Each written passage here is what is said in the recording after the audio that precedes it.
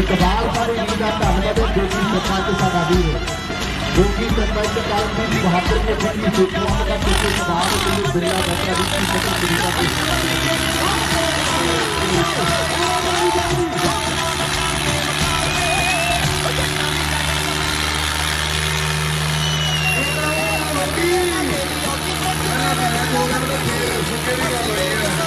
क्योंकि हजे कुछ भी हो सकता है कि हजे तक गोपी मोदी चलते गोपी पहला ब्रादर फिर सलाम फिर नोट फिर भी गल सुननी है